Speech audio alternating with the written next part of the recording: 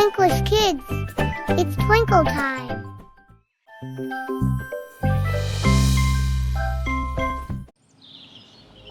조용한 마을에서 두 마리의 고양이는 종종 먹이를 두고 싸웠습니다. 이것은 그들의 탐욕과 협력 부족이 어떻게 그들의 손실로 이어졌는지에 대한 이야기입니다. 어느 날 두 마리의 고양이는 빵 한 조각을 발견했습니다. 둘 다 그것을 원했고 격렬한 논쟁이 벌어졌습니다. 그들은 자신의 논쟁을 해결할 수 없었고 현명한 원숭이에게 도움을 요청하기로 했습니다. 원숭이는 기회를 보고 도와주기로 했습니다. 내가 빵을 똑같이 나눠줄게 라고 말했습니다.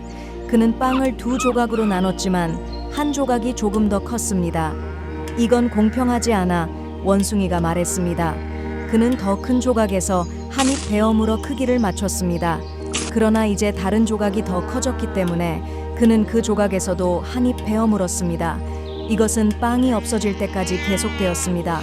고양이들은 너무 늦게 자신들이 속았다는 것을 깨달았고 빈손으로 남게 되었습니다. 이 이야기의 교훈은 탐욕과 다툼이 손실로 이어질 수 있다는 것입니다. 소유물을 두고 싸우는 것보다 나누고 협력하는 것이 더 낫습니다.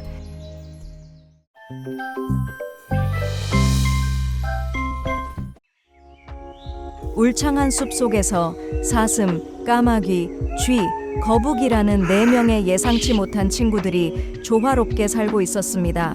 이는 그들의 우정과 팀워크가 어떻게 목숨을 구했는지에 대한 이야기입니다. 어느 날 사슴이 사냥꾼의 덫에 걸렸습니다. 겁에 질린 사슴은 도움을 요청했습니다.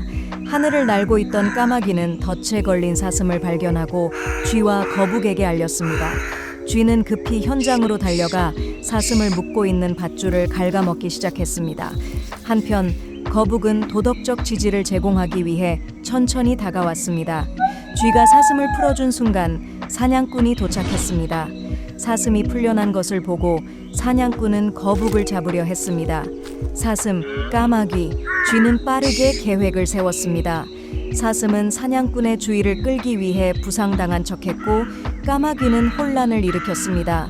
쥐는 사냥꾼이 거북을 묶는 데 사용한 밧줄을 갉아먹어 그를 풀어주었습니다. 4명의 친구는 숲속으로 도망쳤고 그들의 유대는 그 어느 때보다 강해졌습니다. 이 이야기의 교훈은 진정한 친구는 필요할 때 서로를 지지한다는 것입니다. 팀워크와 충성심은 가장 큰 위험도 극복할 수 있습니다.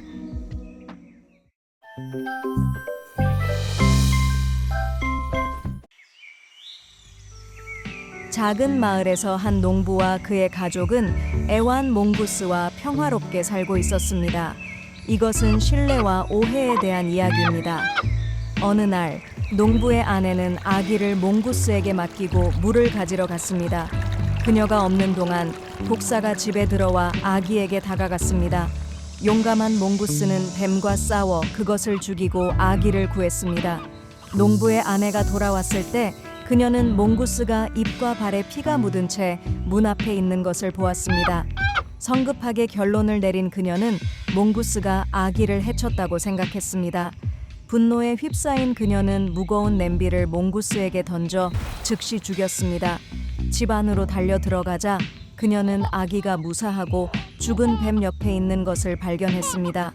그녀는 자신의 실수를 깨닫고 충실한 몽구스의 죽음을 슬퍼했습니다.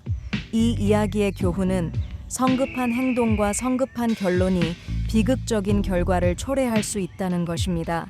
결정을 내리기 전에 모든 사실을 수집하는 것이 중요합니다.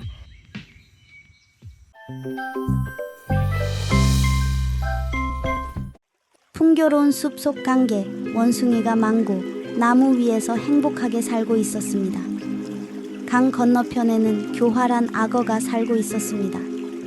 이것은 원숭이의 재치가 생명을 구한 이야기입니다. 어느 날 악어의 아내가 저녁 식사로 원숭이의 심장을 원했고 남편에게 하나를 가져오라고 요청했습니다. 악어는 원숭이가 맛있는 망고를 즐기는 것을 보고 계획을 세웠습니다. 안녕, 친구 원숭이, 악어가 말했습니다. 우리 집에서 잔치를 하러 오겠니? 원숭이는 악어를 믿고 동의하며 악어의 등에 올라탔습니다. 강 한가운데에서 악어는 자신의 진정한 의도를 밝혔습니다. 내 아내가 너의 심장을 먹고 싶어 해. 원숭이는 즉각 대답했습니다. 오 친구여, 미리 말해주지 그랬어. 내 심장은 나무에 두고 왔어. 악어는 쉽게 믿었고 나무로 돌아가 헤엄쳤습니다. 원숭이는 안전하게 뛰어내리며 말했습니다. 너는 한 번 나를 속였지만 다시는 속지 않을 거야. 너는 내 심장도 나의 우정도 얻지 못할 거야. 악어는 자신의 속임수에 부끄러움을 느끼며 헤엄쳐 갔습니다. 이 이야기의 교훈은 지혜와 즉각적인 생각이 가장 위험한 상황에서도 당신을 구할 수 있다는 것입니다. 신뢰는 쉽게 주어져서는 안 되며 얻어져야 합니다.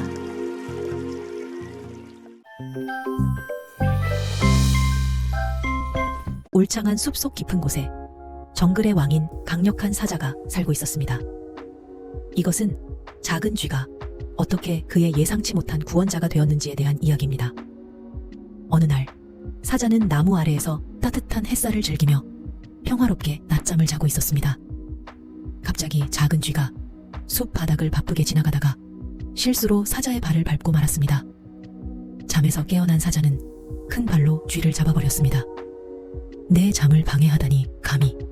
사자는 날카로운 이빨을 드러내며 으르렁거렸습니다. 제발 강력한 사자님, 제 목숨을 살려주세요. 쥐는 삐걱거렸습니다.